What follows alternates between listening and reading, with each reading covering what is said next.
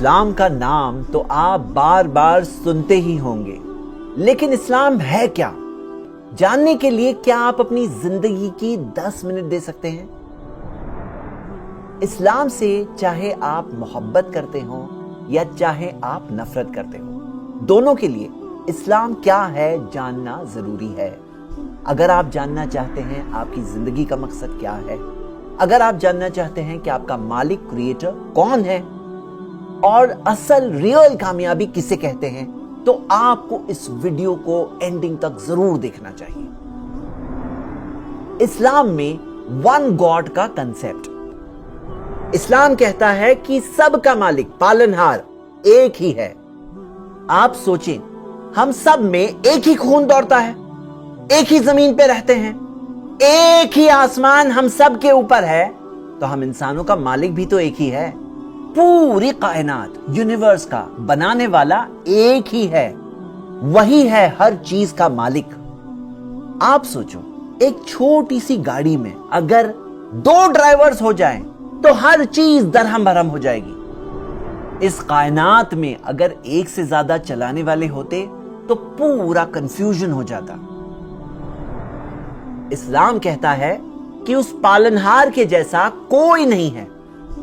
सोचें, ये बड़ी कायनात, आसमान और जमीन की हर चीज, हमारी अपनी बॉडीज, एक सेल के अंदर की पूरी डिजाइन, यहां तक आके डीएनए के अंदर की कोडिंग, सब ये बात की गवाही देते हैं कि इनका क्रिएटर है और वो क्रिएटर बहुत इल्म वाला है, बहुत ताकत वाला है, कंट्रोल वाला है, बिल्कुल परफेक्ट है, उसके जैसा कोई नहीं है।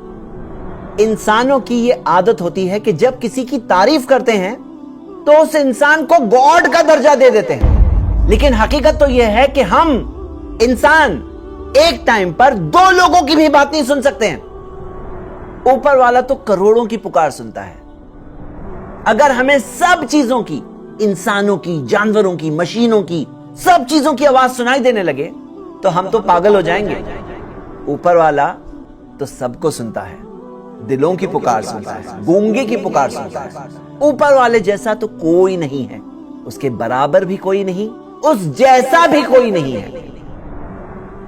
तो इबादत किसकी होनी चाहिए? इस्लाम कहता है कि सारी इबादत उस एक मालिक की ही होनी चाहिए। अब एक बात सोचिए, जब सब चीजों का बनाने वाला एक ही है, मालिक वही है, चलाने वाला वही है, तो हमारी सारी इबादत पर, वर्शिप पर, पूजा, उपासना, बंदगी पर किसका हक है? उसी एक मालिक का। मतलब हम नहीं इबादत करें सिवाय उस एक मालिक की। उस एक मालिक को अरबिक में हम अल्लाह कहते हैं, जो सारे इंसानों का मालिक है, आपका मालिक है, मेरा मालिक है। हर चीज उसी की दी हुई है। इसी चीज से जिंदगी में सुकून मिलता है, पीस ऑफ माइंड मिलता है। एक मिसाल है, आप सोचिए, अगर एक शख्स है जिसका एक बॉस है, उसे एक बॉस की बात सुननी है, और एक और शख्स है उसके 10 बॉसेस हैं, सब अलग अलग डायरेक्शन देते हैं, दोनों में से किसके पास पीस ऑफ माइंड होगा?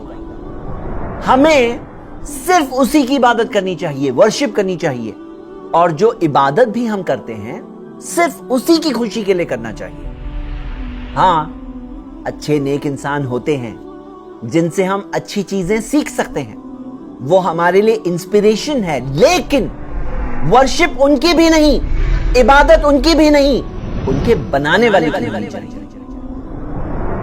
एक ऐसा गुनाह जो हरगिज माफ नहीं होगा।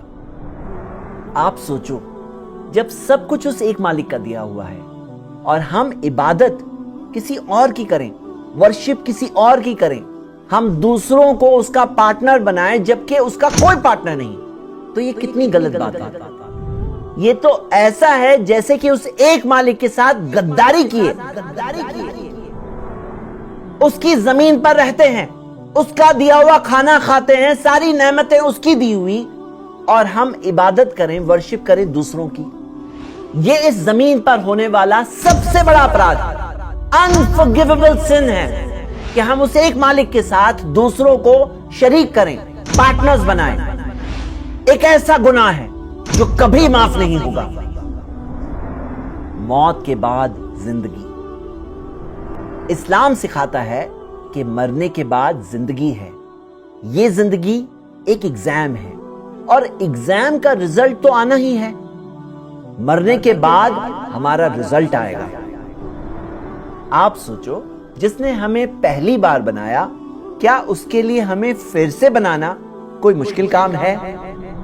جس نے اتنی بڑی دنیا بنائی، اتنی بڑی کائنات بنائی، یونیورس کو بنایا، کیا وہ ہمیں پھر سے نہیں بنا سکتا؟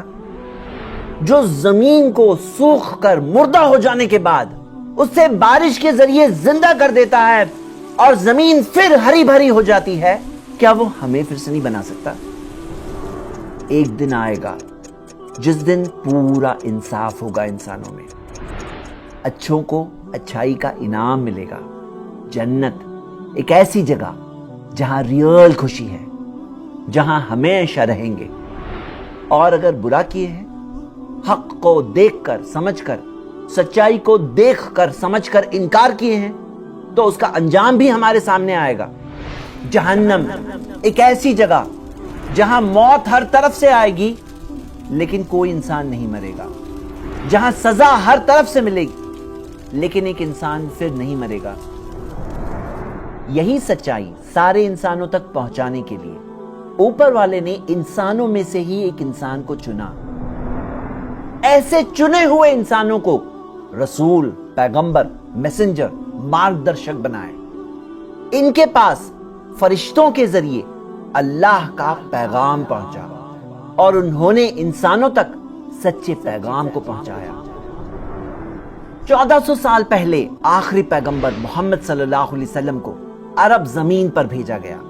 ایک ایسے انسان جنہوں نے زندگی میں کبھی جھوٹ نہیں کہا، امانت دار، ہائیسٹ لیول کا کیریکٹر رکھنے والے۔ آپ پوری زندگی دیکھ سکتے ہیں۔ میں آپ کو صرف ایک مثال دیتا ہوں۔ ان کا ایک بیٹا تھا، ابراہیم۔ ابراہیم کا بچپن میں ہی انتقال ہو گیا۔ جس دن انتقال ہوا اسی دن سورج گرہن ہوا۔ لوگ کہنے لگے کہ یہ سورج گرہن ابراہیم کی ہی موت کی وجہ سے ہوا ہے، سورج شوق میں ہے۔ سوچو، اگر کوئی جھوٹا انسان ہوتا تو ایسے موقع کو کیا جانے دیتا؟ اپنی بڑائی ثابت کرنے کے لیے یہ بات کہتا کہ ہاں، سورج میرے بیٹے کے انتقال پر گرہن کر رہا ہے، اور اپنی بڑائی ضرور ثابت کرتا۔ لیکن محمد صلی اللہ علیہ وسلم اللہ کے سچے رسول ہیں۔ انہوں نے لوگوں کے غلط بلیف کو کریکٹ کرتے ہوئے کہا کہ یہ سورج اور چاند گرہن نہیں کرتے کسی کی موت کی وجہ سے، نہ کسی کی زندگی کی وجہ سے۔ انہوں نے خود کی یا کسی اور انسان یا پتھر کی ورشپ، عبادت کی طرف نہیں بلایا۔ انہوں نے انسانوں کو صرف ایک مالک اللہ کی ورشپ کرنے کہا۔ خود تو انہوں نے بہت ہی کم، منیمم سے گزارا کیا، لیکن دنیا میں ایک بہت بڑا چینج لایا کہ آج تک ان کی ٹیچنگز کا اثر 200 کروڑ سے زیادہ مسلمان محسوس کرتے ہیں، اور انسانوں میں سب سے زیادہ محبت انہی سے کرتے ہیں۔ انہیں جو سب سے بڑا پروف دیا گیا ان کے پروفیٹہڈ کا، وہ ایک کتاب ہے، قرآن۔ قرآن میں یہی پیور پیغام دیا گیا ہے کہ صرف ایک مالک ہے اور ہم سب کو صرف اسی کی عبادت کرنی چاہیے۔ 1400 سال چلے گئے، قرآن ویسے ہی پریزروڈ ہے، انچینجڈ، جیسے پروفیٹ محمد صلی اللہ علیہ وسلم نے پہنچایا۔ اس کتاب میں 24 جگہوں پہ دیا ہے کہ تم اپنی عقل استعمال کرو، لعلکم تعقلون یا افلا تعقلون۔ ایک کتاب جس کی آیتیں، ورسز 23 سال کی مدت میں سچویشنز کے اعتبار سے اوپر والے کی طرف سے آئی، لیکن پھر بھی ایسی کوئی بھی 2 آیتیں نہیں ہیں جو آپس میں ایک دوسرے سے ٹکراتی ہیں۔ ایسی کئی چیزیں ہیں جو سائنس کو تو بعد میں پتا چلا، لیکن قرآن میں 1400 سال پہلے سے لکھی ہوئی ہے۔ ایسے ایونٹس ہیں ان نون ہسٹری کے جو بعد میں ڈسکور ہوئے، لیکن قرآن میں پہلے سے دیے ہوئے ہیں۔ ایسی پیشن گوئیاں ہیں، پروفیسیز ہے جو بعد میں جا کے پوری ہوئی۔ دنیا کے پرابلمز کا سلیوشن ہے اس کتاب میں۔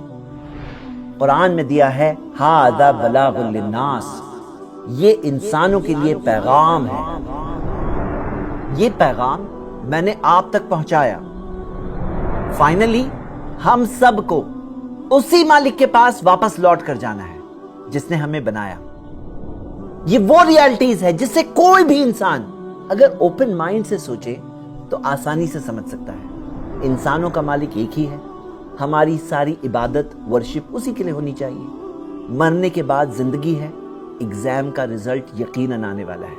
प्रॉफेट मोहम्मद सल्लल्लाहु अलैहि वसल्लम सच्चे मैसेंजर अल्लाह के आ चुके हैं। कुरान इंसानों के लिए मालिक की तरफ से किताब है रहनुमाई के लिए। मैं आपको दावत देता हूं कि आप इन रियलिटीज को कबूल करें। ऊपर वाले का हम सब पर बहुत बड़ा एहसान है। यह हमारे तरफ से एक बेसिक शुक्रगुजारी है कि ऊपर वाले के बारे में सही बात जानकर हम आंखें बंद ना करें, बल्कि उन हकीकतों को कबूल करें। फायदा इसमें हमारा खुद का है, हमारे बच्चों का है, हमारी अगली पीढ़ी का है कि हम सही रास्ता जानकर उसे बताकर जाएं। मैं आपको दावत देता हूं कि आप अपनी मर्जी को अपनी मालिक की मर्जी के आगे सरेंडर करें। अरबिक वर्ड इस्लाम का मतलब है अपनी मर्जी को सरेंडर करना, और मुस्लिम एक ऐसा शख्स है जो अपनी मर्जी को अपनी मालिक की मर्जी के आगे सरेंडर करता है। अगर कोई शख्स सच्चे दिल से इस बात को मान ले और अपनी जुबान से कह दे और अपनी जिंदगी में कबूल कर ले, ला इलाहा इल्लल्लाह मुहम्मदुर रसूलुल्लाह, कि नहीं है कोई इबादत के लायक सिवाय उस एक मालिक अल्लाह के, और मोहम्मद सल्लल्लाहु अलैहि वसल्लम अल्लाह के सच्चे रसूल हैं, तो वो शख्स मालिक की नजरों में, ऊपर वाले की नजरों में मुस्लिम हो जाएगा। मैंने आप तक ये मैसेज पहुंचाया, फाइनली फैसला आपका है। मैं आपको एनकरेज करता हूं कि जिंदगी में जो सही बात आपको समझ में आए उसको जरूर कबूल करिए, क्योंकि हमारा अपने मालिक के पास वापस जाने का वक्त तो कभी भी आ सकता है।